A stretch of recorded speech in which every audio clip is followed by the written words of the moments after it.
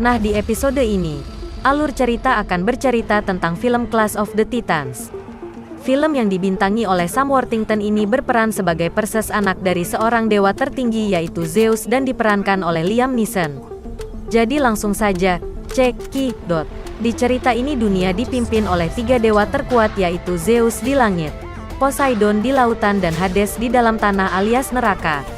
Dalam hal ini Zeus lah yang menciptakan manusia dan untuk itu manusia harus menyembahnya dan dewa-dewa lain tentunya.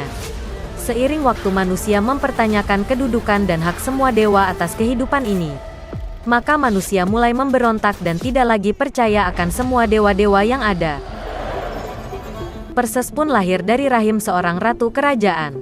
Karena bayi itu merupakan anak haram dari Zeus dan ratu kerajaan, maka raja kerajaan itu merasa dipermainkan oleh Zeus dan memerintahkan pasukannya untuk membunuh ratu dan anak itu karena mengakibatkan aib bagi kerajaannya. Ternyata bayi Perseus berhasil diselamatkan oleh Io. Seiring waktu, Perseus tumbuh menjadi lelaki kuat dan diasuh oleh seorang nelayan dan mempunyai keluarga kecil dari keluarga nelayan. Dalam perjalanan pulang mencari ikan, Perseus dan keluarga kecilnya melihat sekelompok tentara kerajaan yang menghancurkan patung Zeus dan itu membuat salah satu dewa menjadi marah. Akibatnya Hades, sang dewa penjaga neraka, menghasut Zeus untuk memutuskan hukuman bagi manusia di bumi. Dari kejadian itu, Perseus kehilangan semua keluarganya yang diakibatkan kemarahan oleh dewa-dewa. Setelah kejadian itu, Perseus dibawa ke istana oleh tentara kerajaan. Raja Kepes dan Ratu sangat memuji atas tindakan para tentaranya dalam menghancurkan patung tersebut dan Ratu mulai berkata congkak yang mengatakan bahwa era dewa telah mati. Sekarang saatnya manusia yang berkuasa. Dari ucapan itu terjadilah sesuatu yang mengerikan. Sesosok bayangan hitam hadir di tengah-tengah mereka. Ternyata itu adalah salah satu dewa tertinggi yaitu Hades, sang penjaga neraka. Saat itu juga Hades menjatuhkan hukuman terhadap kerajaan tersebut, bahwa dalam waktu singkat kerajaan ini akan dihancurkan oleh sebuah monster raksasa yang bernama Kraken dan meminta tumbal seorang manusia.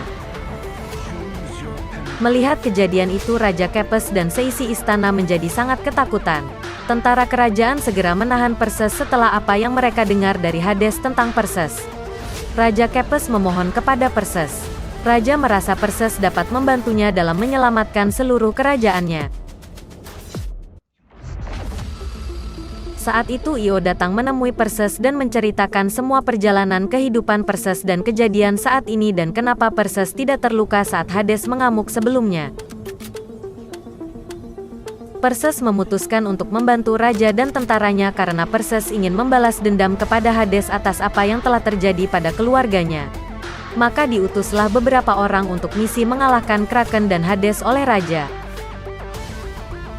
Perjalanan Perseus dan para tentara kerajaan sangat jauh dan berbahaya. Zeus mendapat berita bahwa Perseus merupakan keturunannya. Zeus pun segera memberikan sesuatu kepada Perseus berupa pedang. Tetapi Perseus menolaknya. Zeus juga memberikan Pegasus, sebuah kuda terbang yang melegenda itu. Seketika itu, rombongan Perseus diserang oleh sesosok monster dan melukai tangan kanan Perseus. Beberapa tentara tewas di kejadian itu. Dalam kejadian itu Perseus dan tentara kerajaan juga berhadapan dengan monster-monster kalajengking yang sangat besar. Pertempuran yang mengenaskan pun terjadi. Akibat dari luka di tangan kanannya, Perseus terinfeksi racun dari Hades. Melihat itu salah seorang bangsa jin, bangsa penganut ilmu hitam, segera membantu Perseus untuk menghilangkan racun tersebut. Karena mempunyai misi yang sama, salah satu bangsa jin ikut dalam perjalanan mereka. Draco, sang komandan tentara kerajaan, memohon agar Perseus untuk meminta bantuan dari dewa-dewa. Dan itu ditolak oleh Perseus. Untuk mengalahkan Hades dan Kraken, Perseus dan para tentara membutuhkan informasi. Untuk itu mereka akan bertemu dengan sang penyihir neraka yang tahu akan segala cerita dan ramalan. Sempat terjadi ketegangan antara penyihir dan Perseus. Sang penyihir mengatakan untuk mengalahkan Kraken, mereka membutuhkan kepala Medusa dan itu tidaklah mudah. Dalam perjalanan, Zeus datang menemui Perseus secara langsung. Zeus mengatakan sangat mustahil bahwa dirinya untuk mengalahkan Hades. Zeus pun memberikan sebuah hadiah kecil berupa koin emas. Dalam perjalanan menuju kediaman Medusa, Perseus dan para tentara menaiki perahu pengantar jiwa-jiwa orang mati. Untuk itulah kegunaan koin yang diberikan Zeus kepada Perseus. Setiba di kediaman Medusa, Perseus dan para pasukan tentara harus lebih waspada. Sekali saja melihat mata Medusa maka akan menjadi batu. Satu persatu korban berjatuhan termasuk Draco sang komandan tentara kerajaan. Untuk mengalahkan Medusa, akhirnya Perseus mendapat akal. Dengan menggunakan pantulan dari perisai, Perseus pun dapat melihat gerakan Medusa dan akhirnya dapat memenggal kepalanya.